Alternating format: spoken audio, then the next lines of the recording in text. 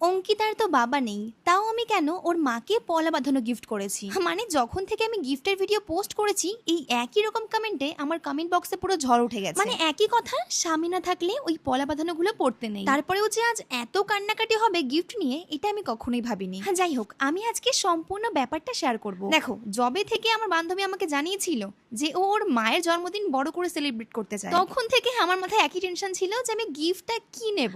কারণ যদি আমার বান্ধবীর বার্থডে হতো আই থিঙ্ক অনেক কিছু অপশন থাকতো, কিন্তু যেহেতু ওর মায়ের জন্মদিন, তো কাকিমার জন্য কি গিফট কিনবো এটা ছিল বড় একটা স্ট্রাগল। যখন আমি মাকে জিজ্ঞাসা করলাম, মা বললো যে শাড়ি নিতে ভালো দেখে, কিন্তু সবার ঘরে শাড়ি কম বেশি থাকেই। আমি ভেবেছিলাম যে একটু অন্য কিছু দেবো। প্রথমে না আমি লক্ষ্য করেছিলাম যে ওদের ঘরের মধ্যে কোনো ওদের ফ্যামিলি ফটো নেই। সো প্রথমেই সৌরভদার কাছে চেয়ে আমি একটা ফ্যামিলি ফটো নিয়েছিলাম। সো ওটা ফ্রেম করতে দিয়ে এসে এখানে অন্য গিফট দেখছিলাম, যেমন কি কাকিমার জন্য পলা বাঁধানো। এবার অনেকেই আমায় এটা নিয়ে কোশ্চেন করেছো যে আমি পলা বাঁধানো কেন গিফট করেছি। মানে স্বামী না থাকলে এই পলা বাঁধানো গুলো পড়তে নেই, এটাই সবার মাথা ব্যথা। তোমাদের মতো না আমিও ভাবছিলাম প্রথমে যে সত্যি কি উনি পড়বে বা এগুলো কি আদেও পড়া যাবে। পরে আমি মাকে, কাকিমাকে সবাইকে জিজ্ঞাসা করলাম, আর ওনারা আমায় বললো যে লাল রং বাদ দিয়ে অন্য যে কোনো কালারের পলা বাঁধানো তুই নিতে পারিস, শুধুমাত্র লাল রং না নিলেই হবে। আর দোকানে গিয়ে যখন ব্যাপারটা খুলে বললাম, উনি আমাকে অন্য কালার গুলো দেখালো লাল রং বাদ দিয়ে। ওনারা বললো যে অনেকেই আসে, ওনারা এরকম টাইপের পলা বাঁধানো নিয়ে যায়। জানো তো, প্রথমে আমি ডিসাইড করেছিলাম যে সোনার পলার একটা আংটি নেব, কিন্তু ওগুলো ছিল সবই লাল রঙের। এন্ড টু বি অনেস্ট, ওই লাল পলার আংটি আমি নিতে চাই, কারণ সবাই আমাকে বারণ করেছিল